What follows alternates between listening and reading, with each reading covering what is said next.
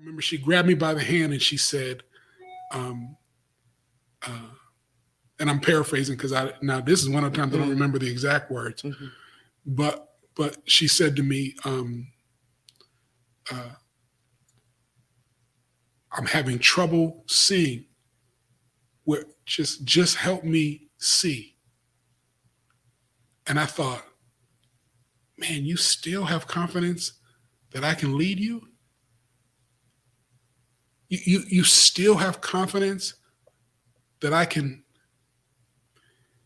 and There's nothing there worth fighting for. I just need to know if one thing is true. Do you still love me like you used to do? What is the alright? Baby, can we still shine? Tell me that we'll be fine. Are we still alive? so here we are at another episode of How Love Can Last Forever. And sitting beside me is my forever love. That's cute. Once again, the podcast, I'll start by telling you a little bit about why I'm doing the podcast. And I am saying I'm doing the podcast because my wife is not exactly excited about always being on camera, but she loves me. Yes, I do. But I don't like my But we'll talk a little bit about that. And then I also want to talk about what we're trying to accomplish with the podcast. By no means are we trying to communicate that we have all the answers. But what we are trying to do is we're trying to connect our passion with the purpose of marriage. Many of us can tell you why you got married, but when you start talking about what is the purpose of marriage, then it starts to get a little sketchy. And the truth be told, until about 3 years ago, I don't know that I really thought in great detail about what the purpose of marriage is. But so I'll tell you how the podcast got started. For our 30th wedding anniversary, yes, I married her when she was 6. Sorry. For our 30th wedding anniversary, our daughter surprised us with 2 gifts. The first gift was a trip to Cabo San Lucas. And boy, did we have fun. Yep. Now, it took us 2 years to get there because of COVID, but we did get a chance to go. The second gift that she gave us was a video celebrating our 30th wedding anniversary with family and friends congratulating us on the 30 years. But once again, that was right at the start of the pandemic. And so we were sitting in the house for 2 years and waiting to go to Cabo. But the other thing that happened is I kept getting texts and phone calls congratulating us for the 30 years. But then I would also have these conversations and they would almost always start like this. Man, how do y'all do that? And I'd say, do what? And they say, man, y'all not just married. Y'all still seem to like each other. You do still. Yeah. You like me? But You know, like me? Oh, Okay. listen here. You keep telling me to get out your face, and so because I keep, Okay. I might, we might have to pause. No, I'm teasing. Okay. Let's See, she doesn't like when I joke like keep that. it rolling.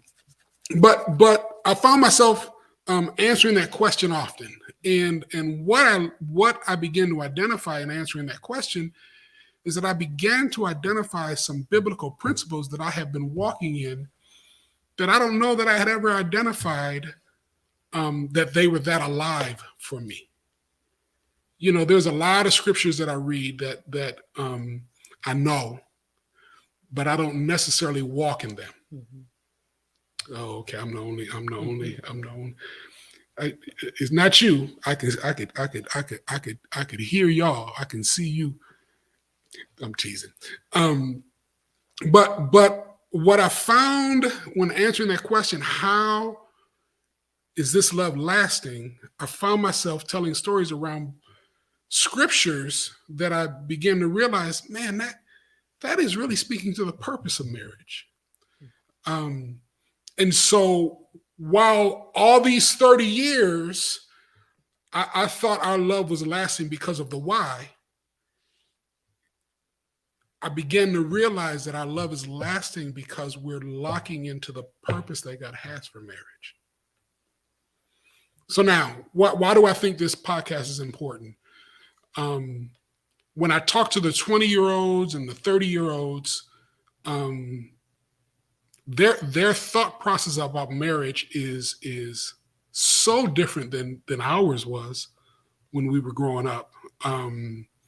And their understanding of marriage, very understandably, is almost moot. Why do I say it's almost moot? Because we've been married for 30 years, and once again, like I said, until 3 years ago, I'm sorry, we're going on 33 years. Right. Until 3 years ago, we would have struggled to answer that question. And the truth be told is that you'll see in this podcast today that we still don't have all the answers, and there's still some struggle in answering that purpose of marriage in terms of it being an absolute. Right. But that's the thing that you've got to understand about marriage, is that it's a relationship, and relationships are always going to have these gray places.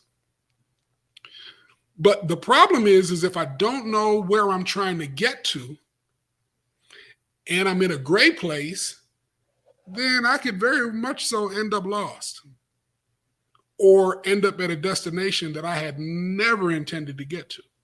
So I believe this podcast will help us married folks to renew and to revive the why as we better understand the purpose.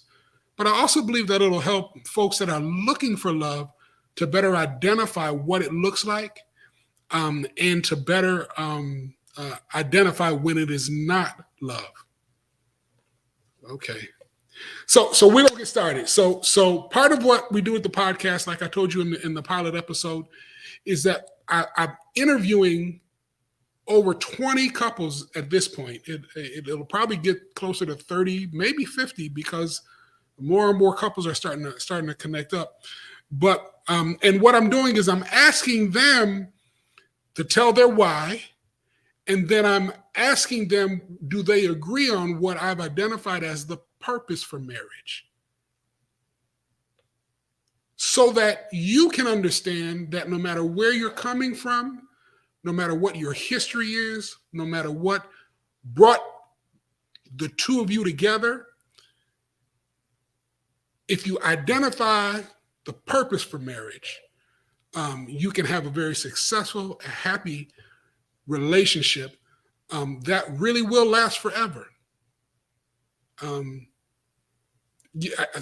Sometimes I can feel when I say forever how it can seem like that's such a distant fairy tale.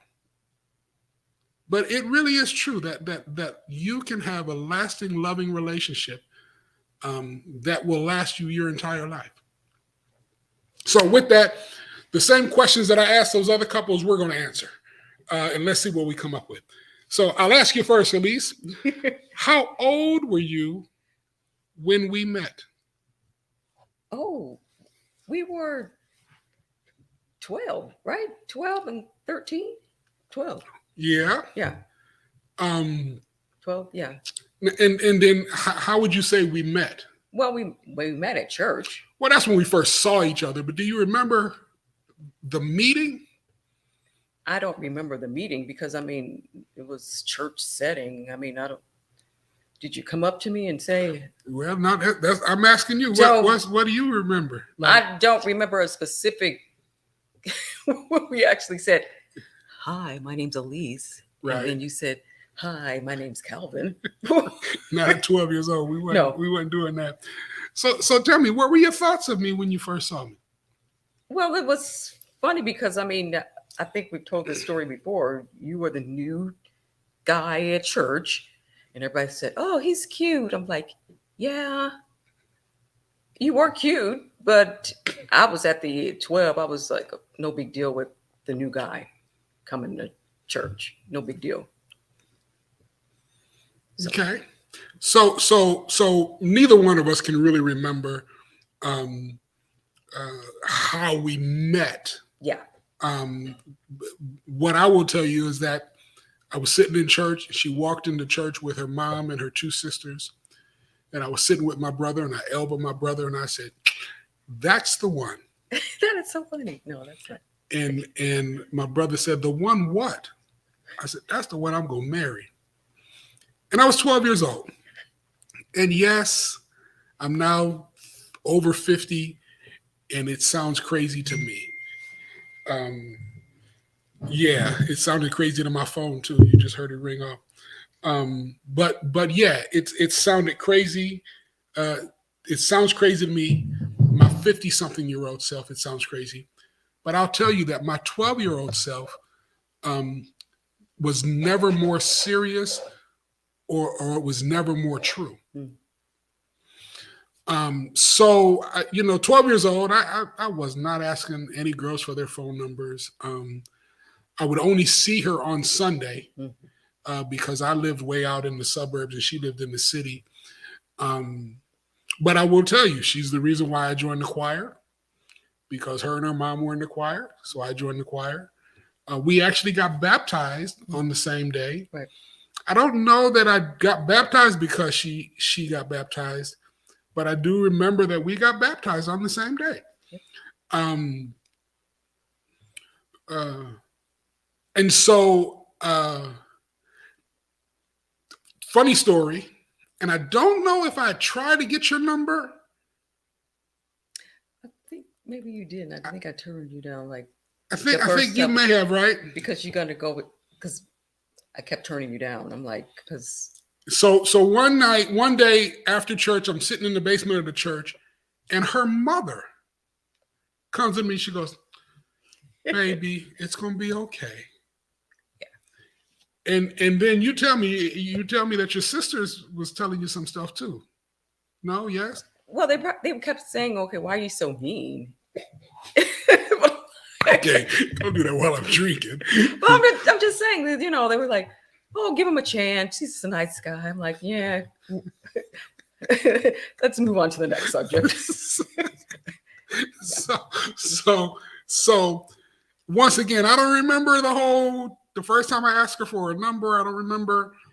But I do remember, I think I had finally gotten your number, and we were at choir rehearsal, and we had talked a couple of times on the phone, and it was now that I think back, it was so funny because choir rehearsal would end, and usually Mom and Aliss, they're gone, right?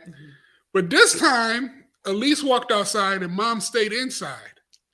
That's right. Do you remember this? And so No, I remember I walked her to her mom's car, and Aliss was like, she was a little mean. She was right. And I was like, "Well, what's wrong?" And she said, "Do you remember what you said?" Calvin, I don't have my memory. What did I say? Was it me? Yeah, I'm sure it was me. No, you said, "What we doing? what is this? What are we doing?" Sorry. And I said, "Well, can we go to the movies on Friday?" I think it was Friday. Okay. And let's talk about it. Right? Okay. So because she was so matter of fact, but also like I didn't try to push it because I didn't want to mess nothing up, right? So when she was like, "Where we going?" I was like, "Okay, she wants to go a little further." Okay. So we go to the movies. What we go see? You got to remember this. It was Rocky, one of the Rockies. You don't remember which one? Well, it had to be the first one. No, the first one was in 78, 79. My bad. It was Rocky 3. You sure? No. So now we're at the movies, and one of her classmates walks in with some guy. Wow, we got a good memory. And she says, well, this is why it's such a good memory. She says, "She's with him?" And I said, "Oh, he don't look good enough for her?" And she said, "Looks ain't everything." And I said, "Well, do I have everything? And you were like, yeah. And then I said, man, I can't wait to see this Rocky 3. And you got furious because you had opened the door for me again. And then I act like I didn't catch the sign. Wow, you remember all that? She was, That's too well, funny. you see, you got to understand, 12 years old was when I said, Yeah. right? And now we're 16 years old. Mm-hmm.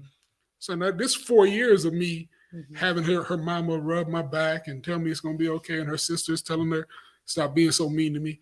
You was mean to me. Hmm. She was Sorry. mean to me. So she said that, and I was like, and I remember sitting in the movie theater going, she said So we watched the movie, and after the movie, I asked her if she'd be my girlfriend. She said, yeah. That was June the 5th. June the 5th, 80. Wait, 82, because it was the summer before our senior year. Yeah.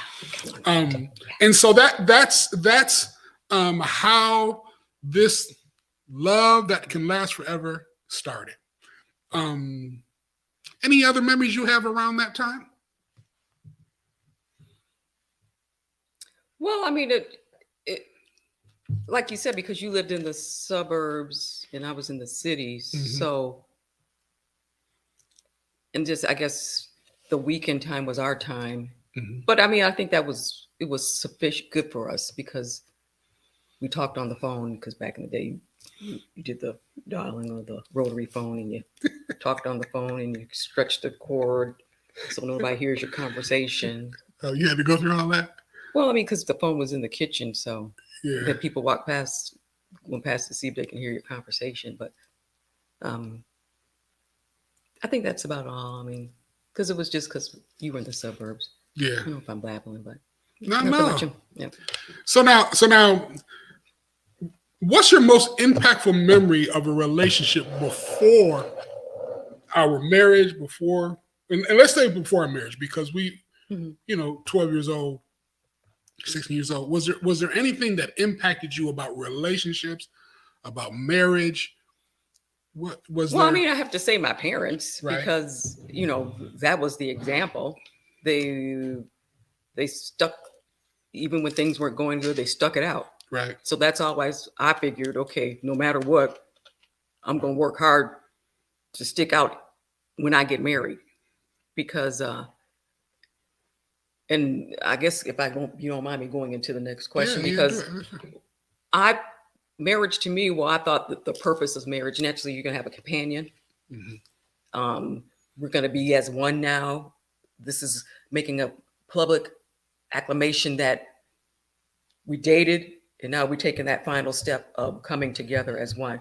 And then we can start our family and things in that nature. So it's the companion piece and having somebody there beside you, no matter what. So that's good stuff. And like you, because we had been together since we were 16, we didn't get married until we were 24. And I had been around her family since I was 12 years old at church. And actually her dad, my father-in-law, he actually coached me. They had a little church rec basketball league, and they asked him to be the coach. And that was my first kind of interaction with him. And boy, was it clear that he doesn't take any stuff. And this is before we started dating or anything. But I will say this: the two men that impacted me around relationships the most was my father-in-law and my father. I'll start with my father-in-law, and I don't know if it was this time, but every day at 6:00, I knew exactly where he was. Every day, without fail, I knew he was at his kitchen table with his family. Now,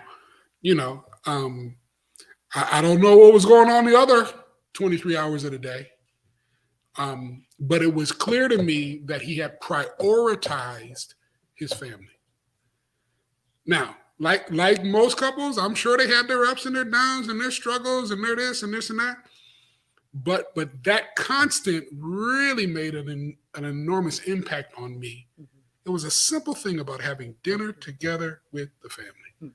I don't know what kind of conversations they had around that. I don't know I don't know what any of that was. I just know that from the moment I met the Montgomerys, that was the norm. That was the established in the household. And what it spoke to me without saying a word was family is priority.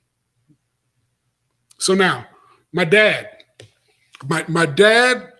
divorced my mom, and I meant to look this up before the interview, because my mom was 35 when she had me. I was the youngest of 6 boys, and I think he was 6 years older than her, which would have made him 41 when I was born. Oh, wow. Okay. Right? Yeah. So 41, 51 plus 6 is 57. So I'm now 16 years old. He's 57, been divorced from my mom, I'll say 12 years. And so my routine when I first started dating Aliss was I would get my brother Eric's car on Saturday morning, and then I would go pick up my dad from the joint. He used to play cards all night long. And I would go pick him up from the joint to go have breakfast with him in hopes that he had a good night, because if he had a good night, he'd slide me $50. He'd slide me $100. And then that way I'd have a good weekend with Aliss. But what was more valuable than the breakfast, what was more valuable than the money he'd give me, is we would go to Gigi's, which is a soul food breakfast restaurant in Buffalo, New York. And we would have breakfast there, and he would talk. And once again, he's now 57 years old. I'm 16 years old. He's 10 plus years divorced from my mom. And I'm not talking necessarily to my dad. I feel like it's Roland, which is his first name, the man talking to me. And sometimes he'd have some colorful stories that I probably shouldn't have heard as a 16-year-old. But then there were other times he would talk about his relationship with mom, and he would talk about it from his place of regret. Now, what was he regretful for? All of my life, I've known this, that my dad had a whole nother family on the other side of town. What do I mean? I have 5 brothers and 3 half sisters. And the way it works is my brother David, my brother Addison, my brother Eric. No. My brother Addison, my sister Pam, my brother Eric, my sister Paula, my brother Roland, my sister Judy. And so he went through a span, and I want to say it was 1, 2, 3, 4, 5, 6. Inside a 24-month window, he had 6 kids. And so he would talk about, he would explain to me how he kind of got caught up with that. She actually lived in the house that he used to play cards in, on top of, they had like an upstairs kind of a bedroom kind of situation. And he played cards so late that he didn't want to come home and disturb mom. Wow. So he would just stay with her. And I kind of, I was 16 years old. I'm going, kind of thing. But once again, I saw the regret that he had. I saw the if I would have kind of thing. And once again, I don't know that sitting there eating those wonderful breakfasts at Gigi's, that was really like I was taking note to it. But once again, answering this question 3 years ago at my 30th wedding anniversary, I began to identify the kind of impact that those conversations had with me around how do I handle relationship. Good. I'll tell you. Oh no, this will be good for the next one. So you talked a little bit about our wedding day. And on the wedding day, what did I think about marriage? On my wedding day, um, all I was thinking about was getting to Cancun. I had been dating Aliss for 7 years, and I finally was going to be able to have her not just on the weekends and be with her, you know, through classes and college and managing schedules, but I was going to be able to be with her all day, every day. And so on my wedding day, I wasn't thinking about.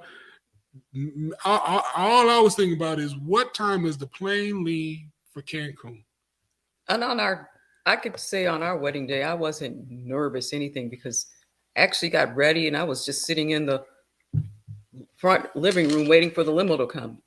I was at peace. Um, but if you're talking about our honeymoon, I know returning from our honeymoon, it started kicking in. Okay, am I prepared to truly be a wife? Wow. Okay. Because of the expectation of me seeing my mom, am I able to do all those things that she was able to do? So I guess I put a lot of weight on myself in regards to, am I going to be a good wife in comparison to my mom? So talk a little bit about what your view of your mom being a wife looked like. What? Well, because I mean, she worked part-time and she was always there for her kids. She just took care of the inside of the house. She cooked meals. We always had a cooked meal on our, like you said, dinner was at certain time. It was always it was just boom, boom, boom. She had everything in order. And I'm like, okay, is that going to be the expectation that Calvin wants me to? Okay, naturally, I got a college degree. I was working outside of the home, coming and preparing a meal. The roles. Mm-hmm. Because we really never talked about that in regards to it. Was just I was just thinking it's automatically, okay, I got to cook the meals. I know. I mean, cleaning was no big deal to me. I cleaned too much in the beginning. That's a different story. Yeah, I'm gonna tell it too. But I think me coming back from the home, that's when it's like, okay, now it's really gonna kick in. Okay, Oh wow, the real deal. Oh wow. So I've never heard that. Yeah.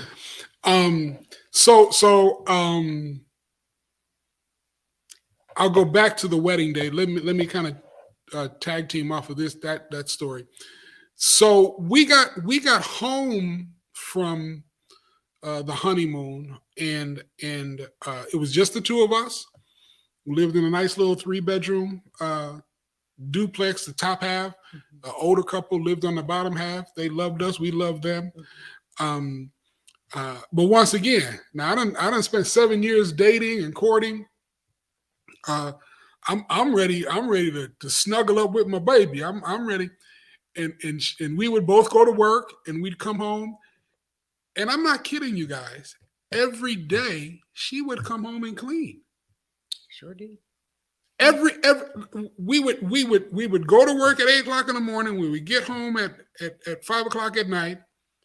I don't remember much about how we did the meals, but I remember coming home and she'd get a bucket and she'd get some cleaning solution and she'd start cleaning. And I'm thinking, is wood floors? Ain't nobody been here. What is you cleaning? I saw the dirt.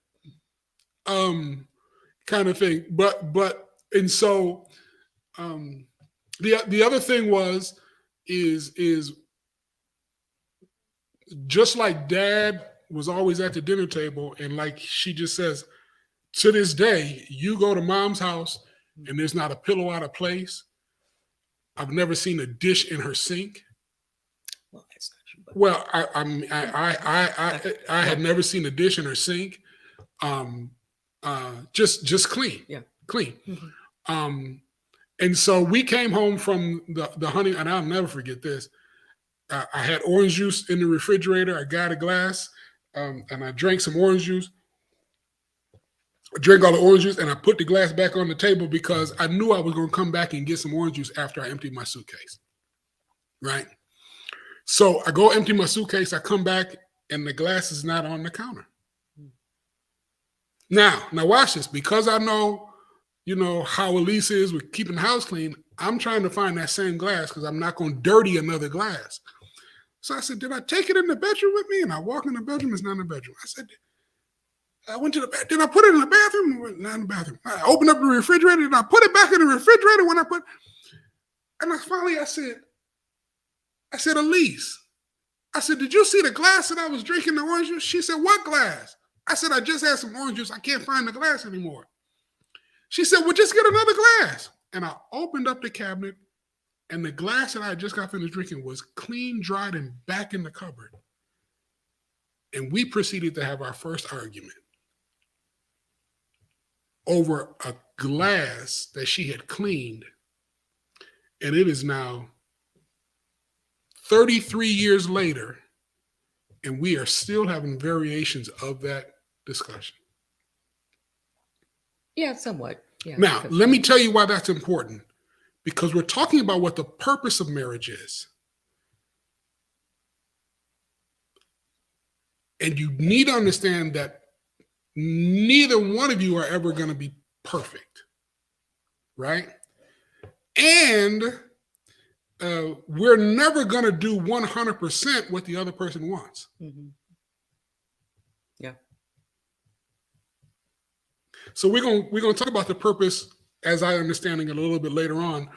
But once again, I want to emphasize to you, we came back from the honeymoon, we had an argument, and it is now 33 years later, and we are still having variations of that same discussion. Thank God it has moved from an argument to now just discussions. And we'll talk about that a little bit more. But let me go back to my wedding day. I'm at the reception. And the two men who have made the biggest impact on my life, my father-in-law comes to me and says, man, I'm proud of you. And I said, thanks, Mr. Montgomery. He goes, no, you really have done this family well. I said, Mr. Montgomery, I really appreciate that. He said, listen, you can call me Dad now. And I said, thanks, Mr. Montgomery.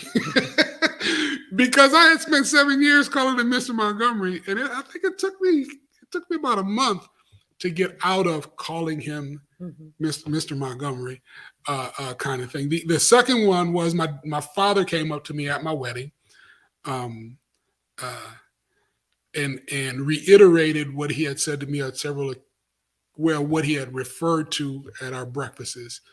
Man, if I had done it like you did it, I'd probably still be with your mom. And so, as a young man, once again, not really thinking about what the purpose of marriage was, but hearing that from those two men really gave me a level of comfort, but also at the same time, it kind of raised my understanding that there were expectations of me, that folks was watching me, kind of thing. And so once again, that was real important. So now, purpose of marriage. In Ephesians is where there's all this talk about submission. And in Ephesians, the 5th chapter, the 25th verse, and I sent you another version of it, but I'm going to read the version that I have here, and we'll probably read. No, you know what? I'm going to read the version that I sent you. I'll read both of them. Let's do that. The first version, the version I sent you, that says, this is where it says, submit ye one to another, and then it says, wives, submit to your husbands, right? And then in verse 25, it says, husbands, love your wives just as Christ loved the church and gave himself up for her to make her holy, cleansing her by the washing with the water through the word, and present her to himself as a radiant church without stain or wrinkle or any other blemish, but holy and blameless. Purpose of marriage. I got to tell my 16-year-old story, my 14-year-old story. 14 years old, and we'll come back to that scripture. 14 years old, I'm in church. and the preacher, and you want to read that when we get to it, and the preacher starts his sermon by saying that half of the people that get married get divorced. Then he says, and it doesn't matter if you are saved or not. And I got mad. I thought, well, if you having the same success as the world, what good is it being in here? Yeah, listen. So I, at 14 years old, began to look through the scriptures, to look through the Bible, to see what the Bible was saying about marriage and divorce. And my little 14-year-old brain, when I saw what all the scriptures I saw about marriage, all I could see was you get married so you have legal, guilt-free sex. You're better to marry than to burn, and then I would find, he who finds a wife finds a good thing, but that really wasn't helping me with, okay, I done found this good thing, but how do I stay married to her? Right. That wasn't helping. Yeah. So in terms of what I could see at that moment was the purpose of marriage. You get married so you can have sex that's legal and guilt-free. Now, my little 14-year-old brain, would I have wanted to have sex with Aliss? Yeah. But I'll be honest with you, my little 14-year-old brain saw a whole lot of little pretty girls that I would have wanted to have sex with. But I didn't want to marry none of them girls. I knew I wanted to marry her. So I thought, okay, there's got to be something more going on here. So I couldn't find anything that really spoke to that in marriage at the time. So I said, well, let me see what the Bible says about divorce. First thing you find in Malachi is God hates divorce. Well, that makes sense that he hates divorce. But then you find I think it's in Matthew, where the religious leaders are trying to trick Jesus. And Jesus responded by saying, Moses allowed divorce because of hardening of heart, but from the beginning, it was never supposed to be that way. And somewhere, some way, somehow, my little brain took that scripture and began to identify that if hard hearts are called, if divorce is called by hard hearts, then marriage must last if your heart gets healed. Now, why do I say that? Because at 14, I started making decisions considering her heart.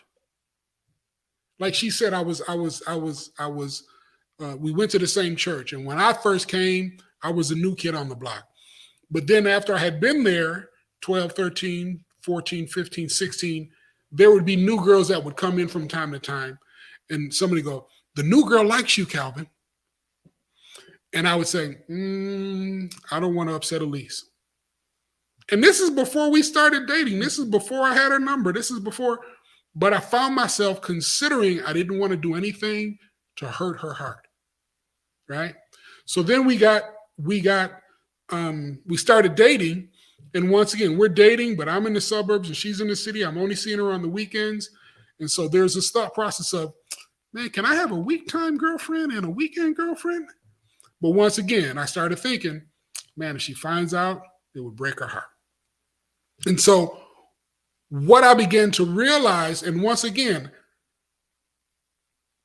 I put this all together 3 years ago when I'm telling the stories to other people who are struggling in their marriage or have questions about their marriage or trying to figure out how do we have a healthy marriage. And I found myself telling that story over and over again to communicate how important it was and the decisions we make for the relationships that we value.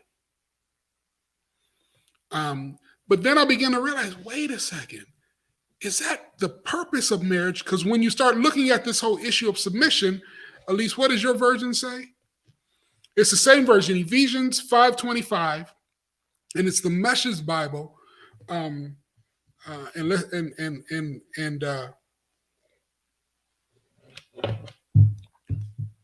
it is.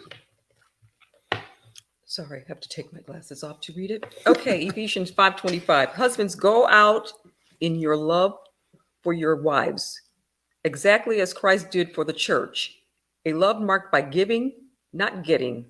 Christ's love makes the church whole. His words evoked her beauty. Everything he does and says is designed to bring the best out of her, dressing her in dazzling white silk, radiant in holiness. And that is how husbands ought to love their wives. They really doing themselves a favor since they're already one in marriage. And so when I saw that version, I thought, man, that really does better explain it, because some people would come to me and they go, but my and I'd read the scripture and they say, my husband don't know nothing about the Bible.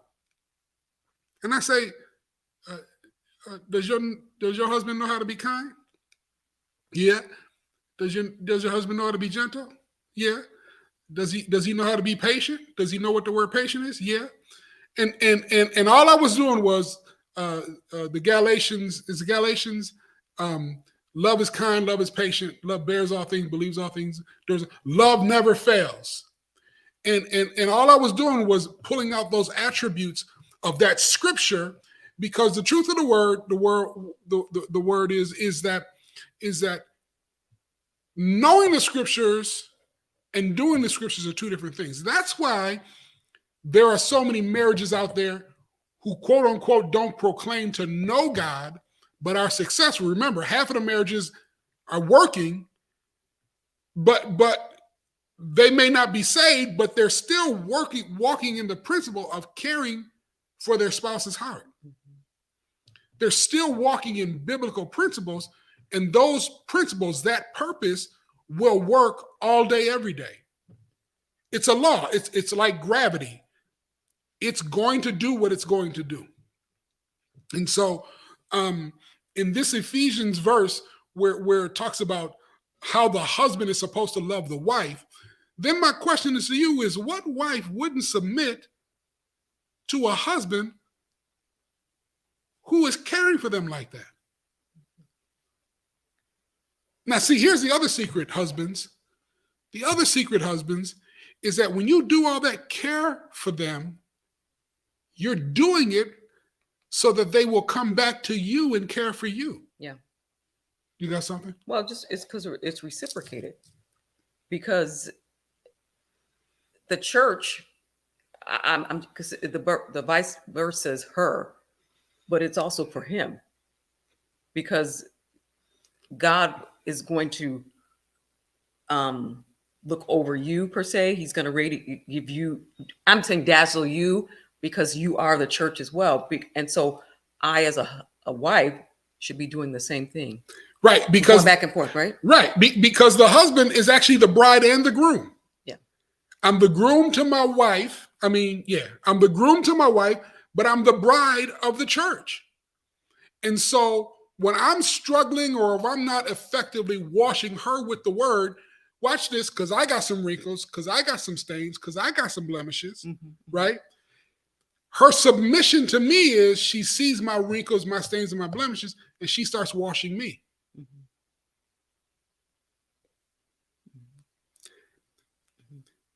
Can you imagine if couples on the day they got married understood that principle? Like, we just fell into it. Yeah.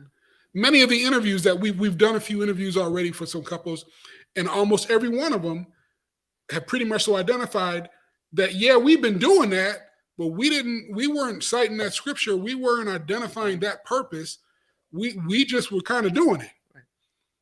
And so it's kind of like playing a sports game and not having a game plan. And then so when you win, you really don't understand why you won. Or it's like entering a dance competition and you really haven't choreographed anything. You just go out there and start moving, and they say you the winner. And so you happy you won, but you don't really understand why you won. What we're trying to do here is we're trying to give you a game plan. We're trying to give you choreography. Oh, I like this one. So that in your dance of love, you always come out winning. Yeah, I might have to preach that one at least. I think we're just about done. So let's talk a few more questions. So now, do you believe that we've been caring for each other's heart? Because I was thinking about that in regards to care. I just know in marriage, I wanted to work. You know what I mean? But I don't know if I was truly caring for your heart. When you say work to keep it even during the bad times. I got you. Okay. The work, okay, because we've had some bad times because our marriage is not perfect.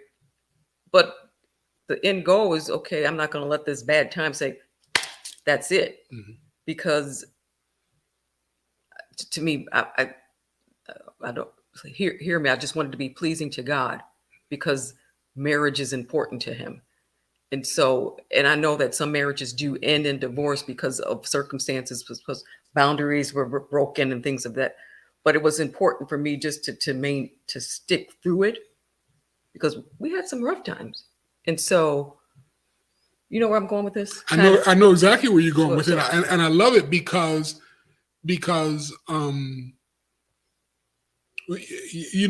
talk about how marriage is about our relationship with God, and so our first submission should be to God, so that when I don't want to submit to my spouse, out of reverence for God, I stay in, right? And the way that I like to say it is like this is the wedding ring, right? Whenever I do wedding ceremonies, I try to do something similar to this. And imagine if Aliss has a string and I have a string as the groom, and we take our strings and we put it through the wedding band and we give it to the preacher, right? And so she's holding her end of the string, I'm holding my end of the string, and the preacher starts pulling the strings through the ring. The string is going to bring us closer together as we're going up towards God. And so that whole thought process of understanding that I want to be pleasing to God, watch this, even when I really don't want to be pleasing to you. So, we talk about our tough times that we've had. Should we let the secret out the bag?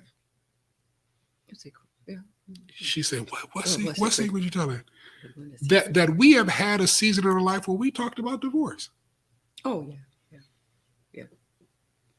Now, for people who know us and they see our relationship, they will go, y'all? But the truth be told is, if you've been married 10 plus years, and y'all are really engaged in it, you probably are going to have that conversation. See, but one of the things that I have found is that marriage, when we have arguments and disagreements and we're struggling, it is either because there is a wounded place that's been exposed, that's not healed, or one of us isn't getting our way, which translates into pride. So either one of us is wounded or one of us is walking in pride. And so I remember there would be times that we'd have an argument, a disagreement. And like when I was 14, I'd go to the Bible to try to understand what to do, right? Now I done had this argument, right? And so that means we disagree. So I'm going to the Bible to try to find out how to make her agree with me. But here's what would happen. And this is what happened with me with this submission scripture. You get into this whole issue about submission. And when I read, after it says, wives, submit to your husbands, and then I read, husband, love your wife as Christ loved the church, giving himself up for her, and to remove all stains and blemishes, I didn't go to her anymore talking about what she needs to do to submit. Because in my attempt to try to show her what she's supposed to do in submission, the word told me all these things that I was supposed to do. And that if I would do those things, then she couldn't do anything but submit.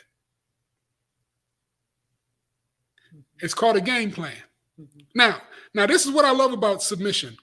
When you look up the word submission, and I looked up the word submission, there were like hundreds. There was over 100 synonyms for submission. I was floored. But one of the synonyms for submission, which is my favorite, it was simply playing by the book. Submission, playing by the book. And so this whole issue of, think about it, playing by the book. You buy a house, right? And you have an agreement with the mortgage company. You better adhere to what's written in that mortgage agreement. You better submit to what that book is saying. Right? With our marriage, if we would submit to what the Word of God says, lock into the purpose of marriage, and once again, Ephesians 5:25 tells us that the purpose of marriage is to remove wrinkles, stains, and blemishes. So now, a stain might be a prideful place. Mhm. A wrinkle might be a wounded place. But when I understand that that's what I'm trying to do, now my arguments are different. Now when we argue, I'm thinking, is that a wounded place? Is that a prideful place? Then the Bible says that ye who are spiritual restore your brother. So now I'm walking in pride. You know, if Aliss come out and go, well, you're just walking in pride. Well, that's probably going to stir up more pride. Oh, okay.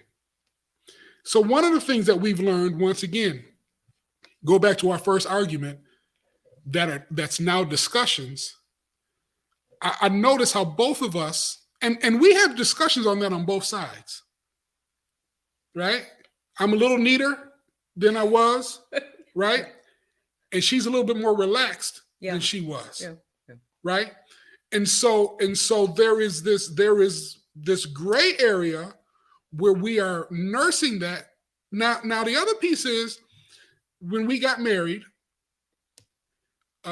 we were moving from my little single man apartment to our now married apartment. I didn't move in to the apartment that we lived in until we got married.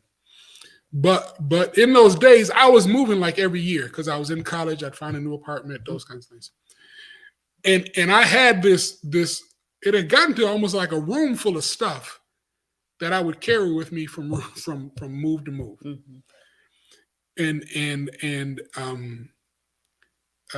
She said, Calvin, can you take this run to the apartment? I took the run to the apartment. I came back, and my room was empty.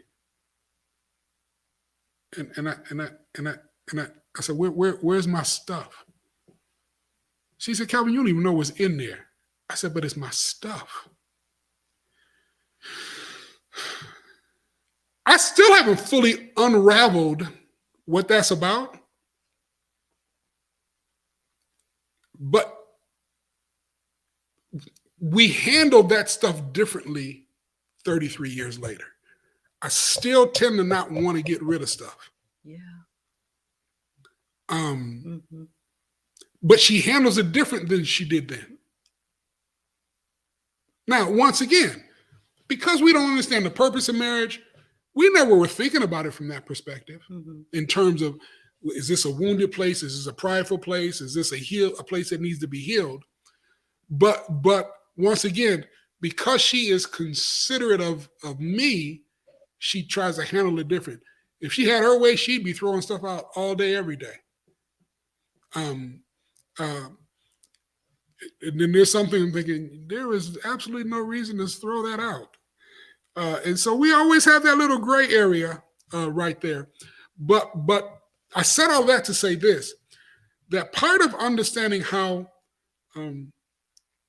marriage works and its purpose is understanding this one very key fact, is that marriage is like snowflakes. There are no two that are the same. And so this submission piece is not a husband submitting to his wife or a wife submitting to her husband, but is it about Calvin submitting to Aliss and Aliss submitting to Calvin? So this is the first time in my life I've ever heard what she began to think about on our way back from the honeymoon, and how she began to compare herself to what she saw in her mother. First time in 40 years being together. But one of the benefits of us dating for so long is that I did get a chance to see her family system. I did get a chance to see how her mom moved and operated. I did get a chance to see how her dad moved and operated. I did get a chance to see, to some degree, how they interacted. So then when we got home, she cleaned like crazy. And I could see her level of comfort with the cleaning. But when it came to the cooking, she didn't have nearly as much comfort. So I was like, listen, we ain't stressing over this. we are not stressing over this. And so my submission to her was to take some degree of that level of stress away. You want to speak to that at all? If you don't, that's okay. Well, I mean, you did the cooking. Yeah, but I'm saying from the perspective of submission piece, like, once again, not thinking of it back then, but as we are understanding the purpose of it now, what do you think about it? Any thoughts? Well, I mean, you saw that was a place of, I'll say, frustration, tension. Mm-hmm. And you were like, okay, that there's no need for that. So I'm just going to ease the tension or the frustration. And here's a real simple answer. I like to cook. Yeah, I just don't like cooking. Right? And so if I didn't understand the game plan and I thought that submission was about gender roles, right? So 6 o'clock, your daddy did it. That's the way your mama did it, right? And so here she is doing something she don't like to do, which is something I do like to do. But I think I'm walking in biblical principles of submission. Crazy. So submission. Now, once again, if you are a person on either side that's the way you like it, nothing wrong with that. If absolutely nothing wrong with that. But that's your snowflake. And if that is what brings healing, happiness, and wholeness to your relationship, run with it all day long. Mm-hmm. If that is what's removing stains, wrinkles, and blemishes, run with it all day long. But understand that the purpose of submission is to present each other to each other without wrinkles, stains, or blemishes. Because once again, as the man, I'm the groom and I'm the bride. And so while I need to initiate this covenant and loving her and caring for her and sharing for her, she doesn't just sit back and receive.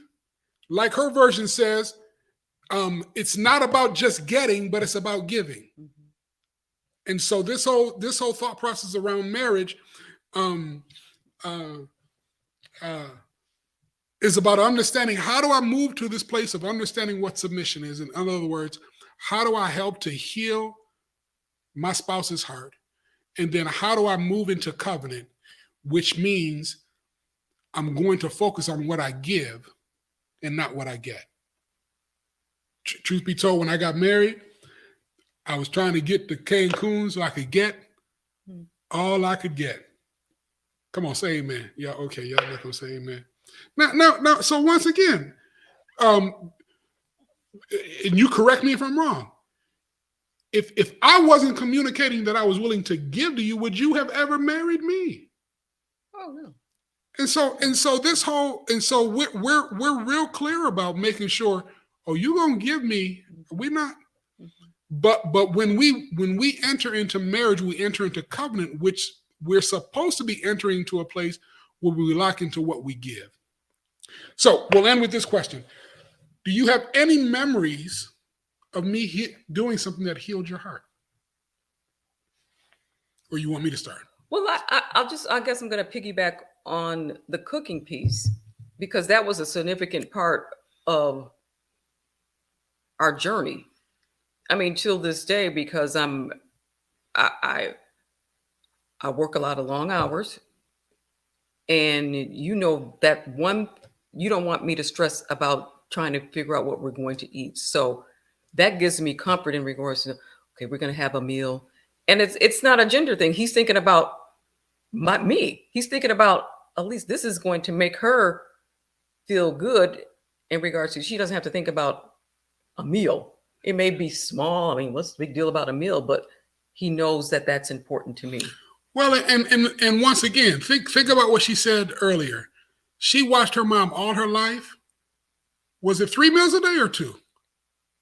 Breakfast, lunch, dinner. Well, just because we were at school, we right? had our lunch, But I just remember, like, even now when we go back to visit, um, there were times we'd stay at the house.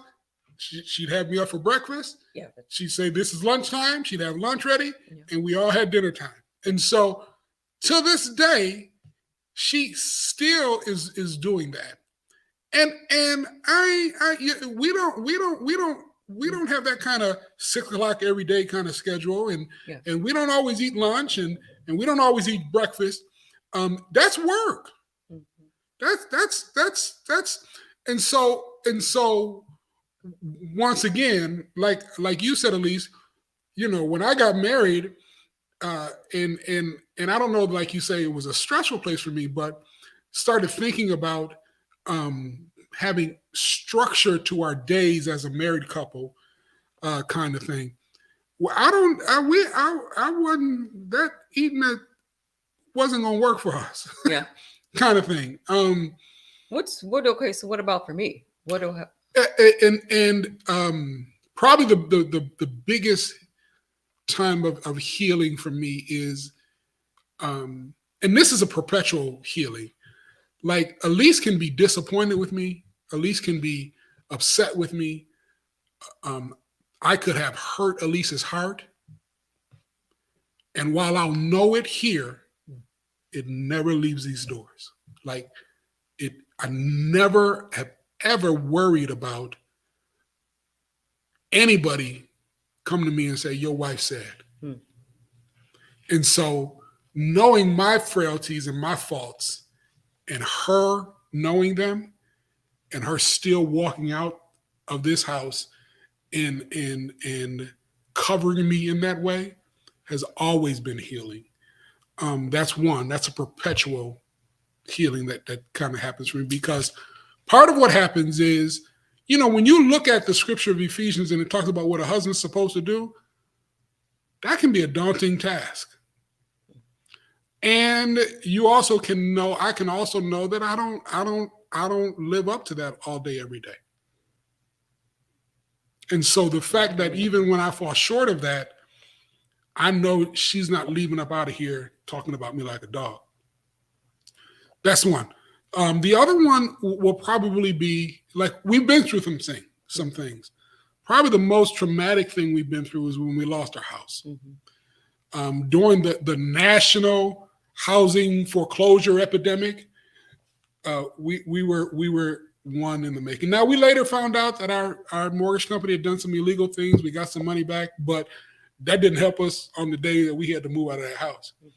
And move in with my mama. Yeah. And stay in that little 8x8 room with our baby, Yeah. kind of thing. But the thing that was probably most healing to me is, I remember she grabbed me by the hand and she said, and I'm paraphrasing because now this is one of the times I don't remember the exact words, Mm-hmm. but she said to me, "I'm having trouble seeing. Where just help me see." And I thought, man, you still have confidence that I can lead you? You still have confidence that I can, and that was all I needed. Because what happened is even though I didn't have an answer, because she had a belief on me, it placed a demand on me to go to God. And God opened up doors. And 18 months after we lost our house, we bought another house. Now, if you know anything about that time, what they were saying is if you ever have a house foreclosed on you, it'll take 7 years before you get another house. And 18 months afterwards, we moved into this house. How did it happen? The Lord blessed me to make an enormous amount of money in a 3-month window that enabled us to have the kind of down payment that we needed to do this. But once again, the thing that kept me motivated to get that opportunity, I was volunteering. I don't know if you remember these details, but I was a facilitator at the time, and there were a lot of opportunities to voluntarily facilitate for nonprofits and those kinds of things.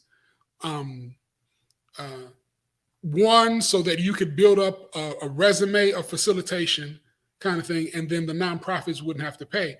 Well, I had done this facilitation for free, and the next day, the people called me up and said, we need you to do more than just facilitate that one meeting.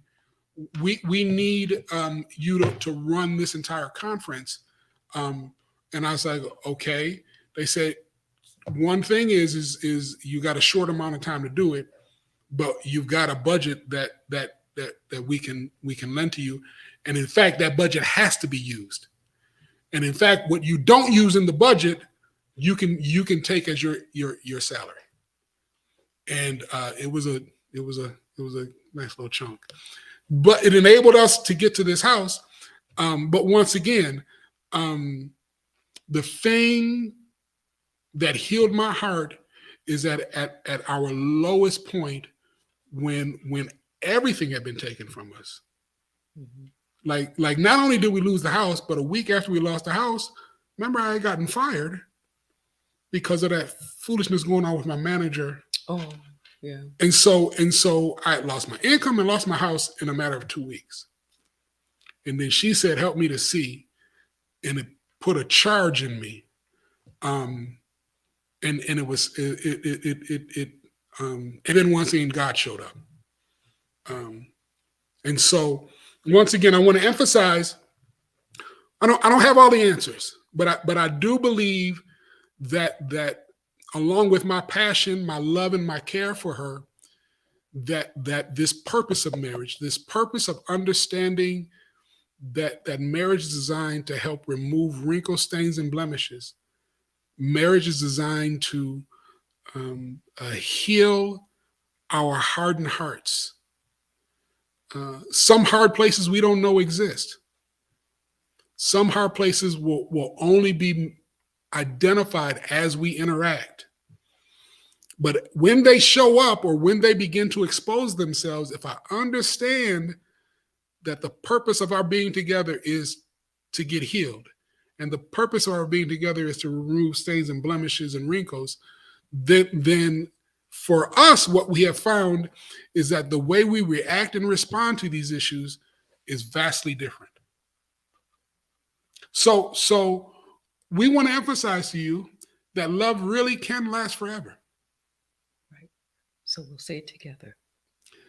Love really can last forever. After all you've been through. Yeah. After all you are going through, I believe if you lock into this game plan, or if you get this proper choreographer, I like that choreographer. If you get the right choreographer to help change the way you dance, I believe that you can find a love that will last forever. So will you come with us on this journey? Over these next few weeks, we've got couples from all kinds of backgrounds, from all kinds of issues that will bless your heart. And so tune in with us, subscribe, share, like, comment, and I look forward to seeing what the Lord will do to help renew and revive your hope in love and your understanding that it can last forever. You tired of talking? Just a tad. Me too. Thanks again. Have a blessed day, evening, night, whenever you're listening to it. And love really can last forever. Yes. Thanks for watching How Love Can Last Forever After All podcasts. Please remember to like, subscribe, share, and make comments. New episodes come out every other Friday. Thanks so much. See you soon.